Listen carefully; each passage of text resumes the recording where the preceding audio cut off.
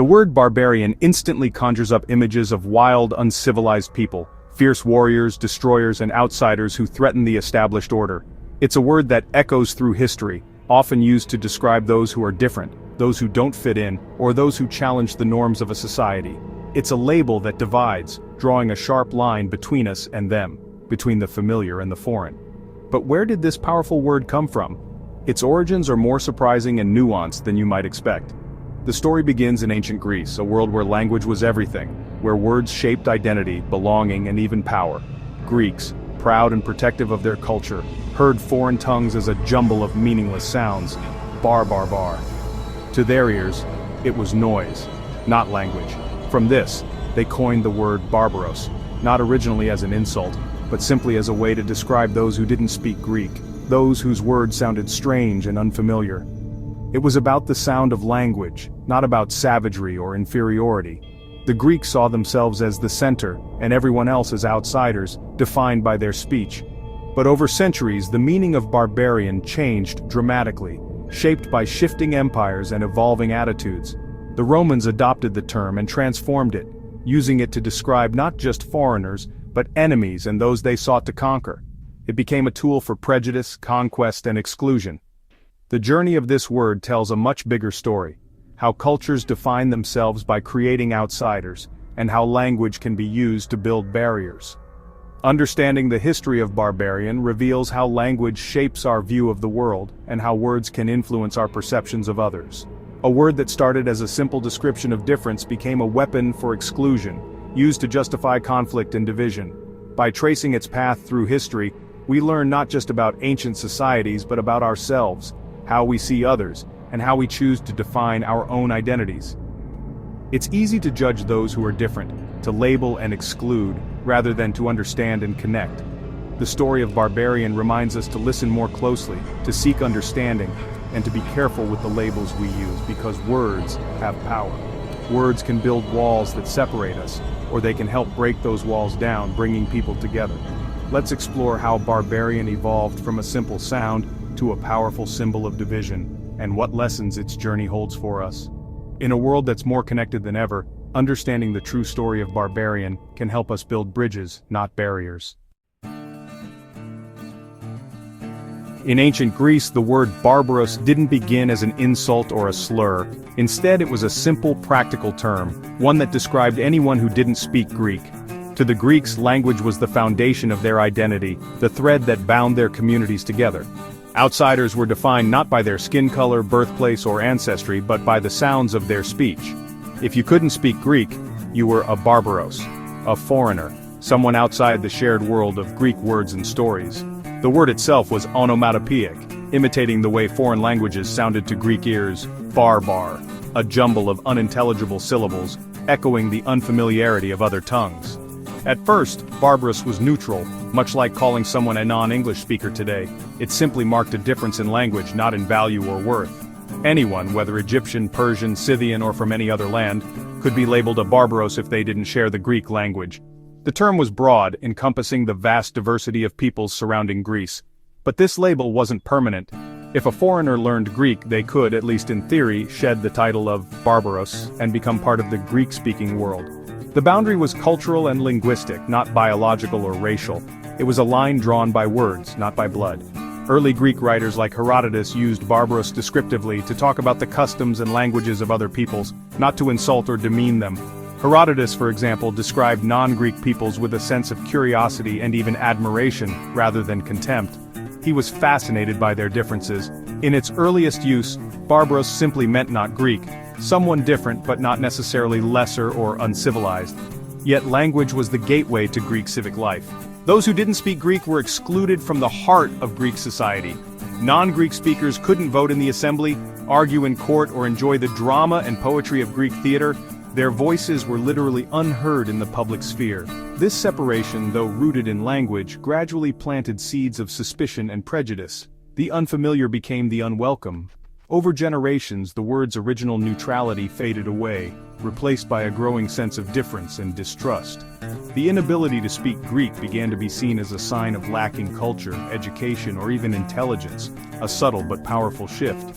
What started as a simple linguistic label, barbaros, soon hinted at something darker, a division that would shape Greek attitudes for centuries. The stage was set for the word barbaros to take on new, more troubling meanings in the centuries to come. The Persian Wars changed everything for the Greeks. Before these wars, the Greek world was a patchwork of independent city-states, often at odds with each other. But the threat from the vast Persian Empire forced them to unite, forging a new sense of collective identity. Their victory over the Persian Empire became a powerful symbol of Greek superiority and resilience.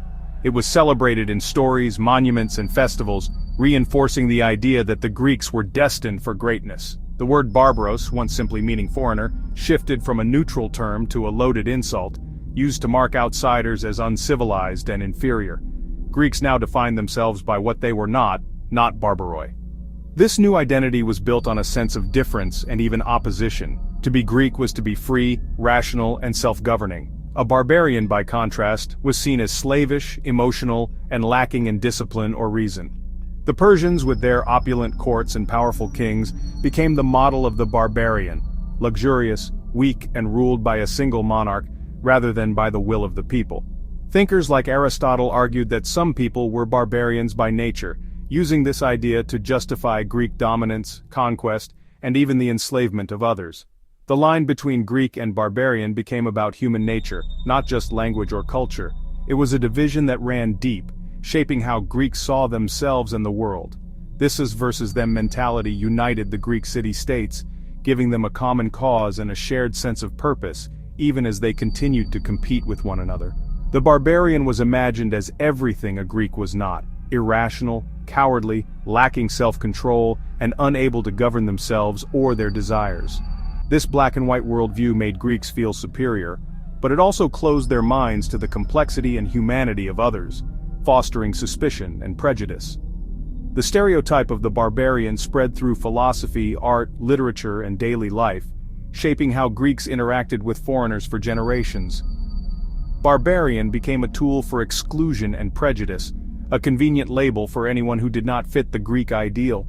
The word's meaning had changed forever, echoing through history as a symbol of division and otherness. The stage was set for its next transformation, as future generations would continue to wrestle with what it meant to be an outsider.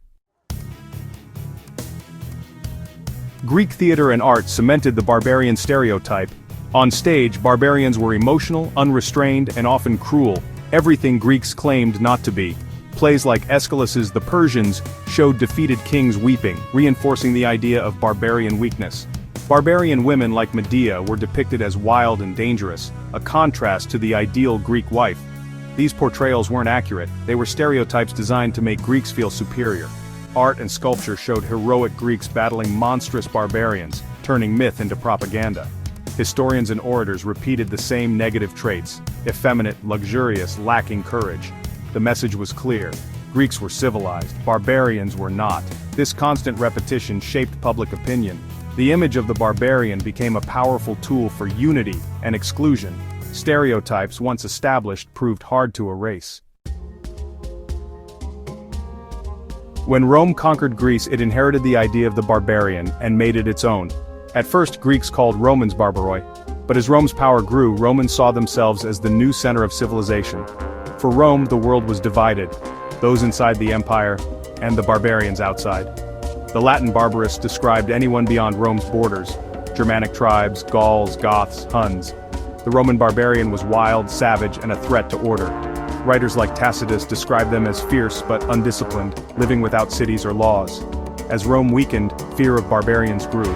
The barbarian invasions, Goths, Vandals, Huns, brought chaos and destruction. Barbarian became synonymous with destroyer of civilization. The word's meaning hardened, not just outsider but enemy. This Roman legacy shaped how Europe would use the word for centuries. The barbarian was now the ultimate threat to order, and the label would travel far beyond Rome. After Rome's fall, barbarian lived on, but its meaning shifted. In medieval Europe, the main divide became Christian versus non-Christian, not Roman versus barbarian. The term was still used by those at the center of power to label outsiders: pagans, Slavs, Vikings, even Western Europeans by Byzantines. In the Islamic world, European crusaders were sometimes called barbarians for their lack of culture. The Age of Discovery gave barbarian global reach. European explorers used it to justify conquest, calling indigenous peoples savages or barbarians. The word became a tool for colonialism, tied to race and technology. Barbarian now meant anyone outside the European, Christian, civilized world. Today, barbarian is less about origin and more about behavior. We use it to describe acts of cruelty or destruction regardless of nationality. A terrorist who destroys art, a soldier who commits atrocities, these are called barbarians. Sometimes it's used jokingly for someone with no taste in art or literature. In some subcultures, barbarian is even embraced as a symbol of rebellion or authenticity. The word's meaning has become abstract, flexible, and sometimes ironic. It's no longer about outsiders, but about actions that defy shared values. The journey of the word reflects changing ideas of civilization and difference. The roots of barbaros reach across languages and cultures. The word mimics sound, barbar, and is linked to the Proto-Indo-European root for stammering. In Sanskrit, barbara meant stammering or outsider. In Latin, balbuses meant stutterer. Many cultures used language to define outsiders. In China, those outside the Middle Kingdom were labeled as barbarians. Egyptians depicted foreigners as chaotic and inferior. Across history, civilizations defined themselves by creating a barbarian other. Naming outsiders helped strengthen group identity, but also fueled prejudice. The word barbarian began as a simple label for non-Greek speakers. Over time, it became a symbol of prejudice, exclusion, and fear. Greeks, then Romans, used it to define themselves against outsiders. In the Middle Ages and beyond, it justified conquest and colonialism. Today, it's a moral label for cruelty or destruction, not a marker of origin. The story of Barbarian shows how language can divide or unite us. Words shape our view of others and ourselves. Understanding their history helps us use them wisely.